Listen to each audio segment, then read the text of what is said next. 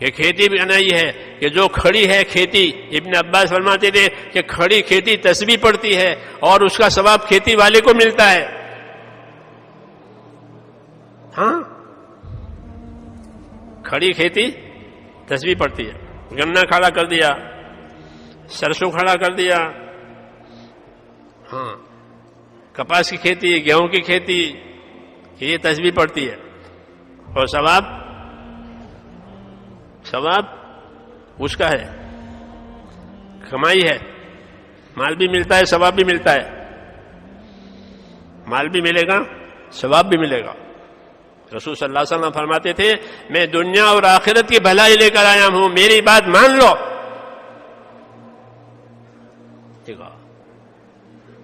ابو سفیان میں دنیا اور آخرت کی بھلائی لے کر آیا ہوں، میری بات مان لو، تو ثواب بھی ملے گا اور مال بھی ملے گا کھیتی میں سے، کھیتی تسبیح پڑھ رہی ہے.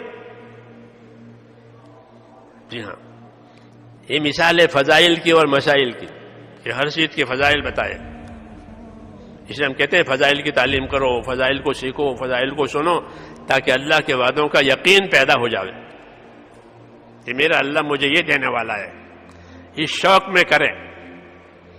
کس میں کرے؟ شوق میں کرے. اس لیے وعدے کیے عملوں پر کہ عمل بناؤ، اور عملوں پر اللہ کے وعدے ہیں، اور اللہ اپنے وعدے میں سچا ہے. اللہ اپنے وعدے میں کیسا ہے؟ یہ سچا. اللہ سے زیادہ سچا کوئی نہیں ہے. اس لیے اللہ کے معاملے میں سچے رہو. اللہ کے معاملے میں کیسے رہو؟ کہ سچے اور وفادار رہو. تو حضرت فرماتے تھے کہ علم فضائل کا، علم مسائل کا ایمان کے ساتھ. ایمان کلمے میں آیا، اب کلمے والی زندگی گزارنے کے لیے علم دیا، عبادت کا علم دیا، نمازوں کا علم دیا کہ نماز اس طرح پڑھی جائے گی. پھر نماز پر وعدہ ہوا کہ نماز پر ہم یہ دیں گے. کہ نماز پر کیا ملے گا؟ کہ مدد ملے گی. کیا ملے گی؟ نماز پر اللہ کی مدد ملے گی. تمام نبیوں نے نمازوں سے مدد لی ہے حالات میں. ہم کو بھی یہی سکھایا، حالات میں نمازوں سے مدد لو اور نمازیں بناؤ تاکہ تمہاری نمازوں پر وہ وعدے اللہ کے پورے ہوں. چونکہ ہمارے پاس فضائل کا علم نہیں ہوتا، طریقے نہیں ہوتے، اس لیے نماز کا اثر نہیں معلوم ہوتا. بنی ہوئی چیز نہیں ہے نماز، بنی ہوئی نہیں ہے کہ اللہ کے راستے میں پھر کر نمازوں کو بناؤ. ہاں، اور نماز والے بنو. کیا بنو؟ کہ نماز والے بنو، ایمان والے بنو، نماز والے بنو. نمازوں کے ذریعے سے اللہ سے معاملہ صحیح کرو کہ اللہ کا وعدہ سچا ہے. جب محنت کریں گے تو اندر یقین بنے گا، عملوں والا یقین. جیسے چیزوں والا یقین ایسے عملوں والا یقین کہ نماز پر اللہ کام بناوے گا، دعا پر اللہ کام بناوے گا. ہاں، تمہاری دعاؤں پر اللہ کام بناوے گا. دعا والے بنو. عمل کا راستہ، اس میں دعا کا انعام ملتا ہے کہ عمل کے ذریعے سے جب دعا مانگے گا تو وہ دعا قبول ہوگی. اس لیے ایمان کے ساتھ ہم کو اعمال دیا، اور پہلا عمل نماز، کہ نماز کے لیے اپنے آپ کو بناؤ، پیٹ کو ہلکا رکھو، پیٹ کو ہلکا رکھو. نماز کی فضیلت، نماز کے مسائل کا علم. اب جو نماز پڑھی جائے گی وہ اپنا اثر بتاوے گی. کہ کیا اثر بتاوے گی؟ کہ نماز جو ہے زندگی کی برائیوں کو ختم کرے گی. کیا ختم کرے گی؟ کہ نماز زندگی کی برائیوں کو ختم کرے گی. کیونکہ نماز برائیوں سے روکتی ہے تو زندگی کی برائیاں ختم ہو جائے گی. ہاں، پھر کہ نماز نور ہے. فرمایا الصلاۃ نور، نماز نور ہے. اپنے آپ کو نمازوں کے ذریعے سے نورانی بناؤ. یہ دعوت دی ہے. ہاں، کہ تمہاری نماز نور ہے. دلوں میں نور ہوگا، پھر قبر میں نور ہوگا. ہاں، تو نماز برائیوں سے کہ بچاتی ہے. نماز روزیوں کی برکتیں کھینچتی ہے. نماز کیا کرے گی؟ کہ روزی کی برکت کو کھینچے گی. یہ اس کا اثر ہے. ہاں، کہ نماز سے روزی میں برکت آتی ہے، برکت والی روزی ملتی ہے. ہاں، نماز کا یہ اثر ہے کہ روزوں میں برکت آ جائے گی. اس لیے حکم ملا ہے کلمے کے بعد کیا کرنا ہے کہ عبادت والی زندگی بنانی ہے، اور عبادت والی زندگی میں سب سے پہلے نماز ہے کہ نماز کے اللہ کی مدد کو نیچے اتارے گی. نماز کیا کرے گی کہ اللہ کی مدد کو نیچے اتارے گی. ہاں، یہ بڑا طاقتور عمل اس امت کو دیا ہے. اس امت کو جو نماز دی ہے وہ حضور صلی اللہ علیہ وسلم والی نماز ہے. نبیوں والی نماز ہوتی تھی کئی ملے. اب ہم کو نبیوں کے امام حضور صلی اللہ علیہ وسلم نبیوں کے امام ہے. ہماری جو نماز ہے وہ امام والی نماز ہے، اونچی نماز، اونچی نماز حضور صلی اللہ علیہ وسلم والی. ہاں، حضور صلی اللہ علیہ وسلم نے معراج میں تمام نبیوں کو نماز پڑھائی ہے، نبیوں کو نماز پڑھائی. تو وہ جو امام ہے، تو ہم کو جو نماز ملی ہے وہ اونچی نماز ہے. ہم کو جو کتاب ملی وہ اونچی کتاب ہے. ہم کو جو نبی ملا وہ اونچا نبی ہے. ہاں، سب چیزیں ہماری اونچی اونچی ہے.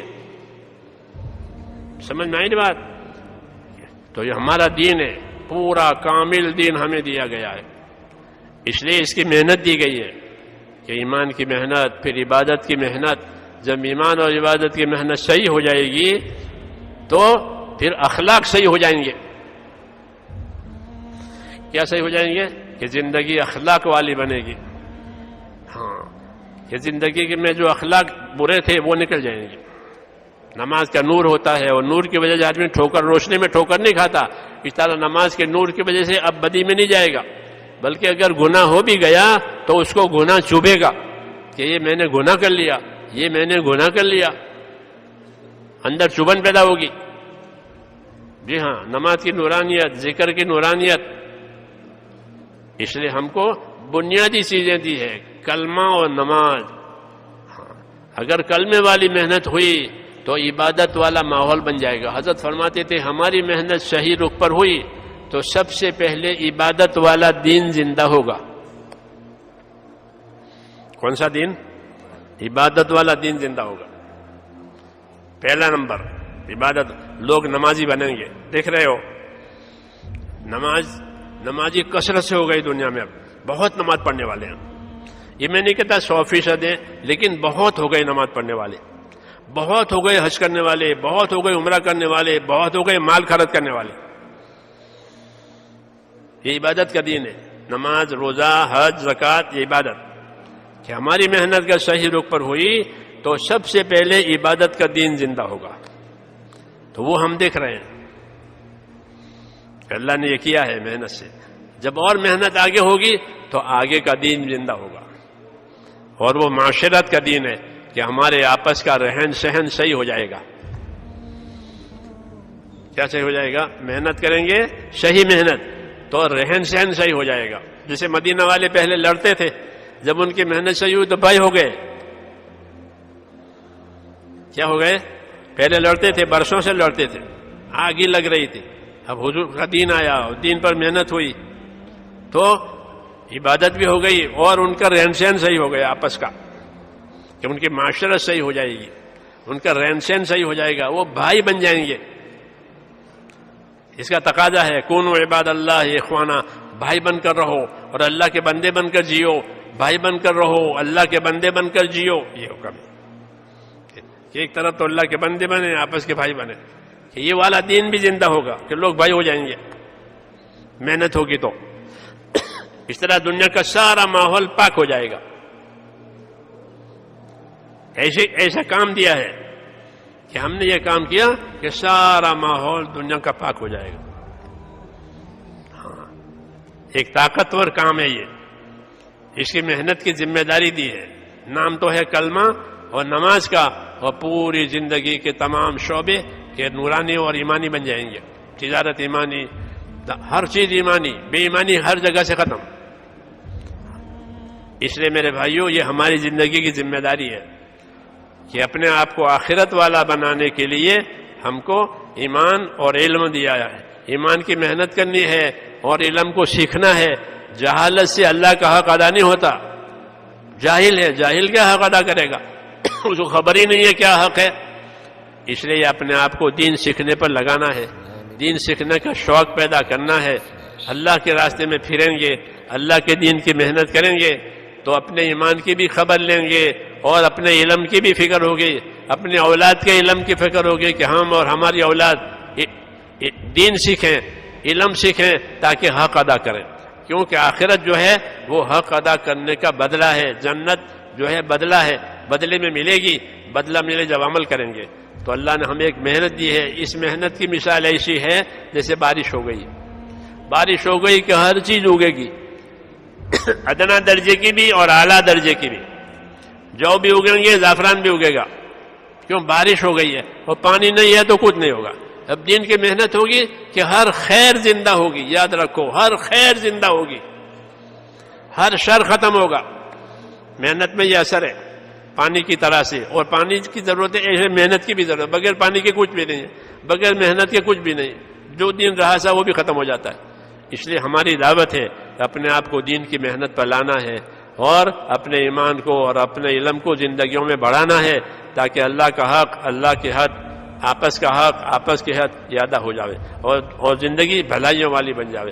اس کے لیے میری دعوت ہے، اس کے لیے یہ بات سمجھانی پڑتی ہے، اس کے لیے بات سمجھنی پڑتی ہے، اور اس کے لیے ارادے کرنے پڑتے ہیں کہ ارادے کرو کہ اللہ تعالیٰ کے لیے ہم اس کام کو کریں گے۔ ہماری زندگی کی ذمہ داری ہے، جتنی ذمہ داری اتنی مدد، تو اس کے لیے تیار ہے، نیت کرو انشاءاللہ کرنا ہے۔ ہاں ہمارا جمع ہونا کرنے کے لیے ہے، بھولنے کے لیے نہیں۔ اب ہمت کر کے بتاؤ۔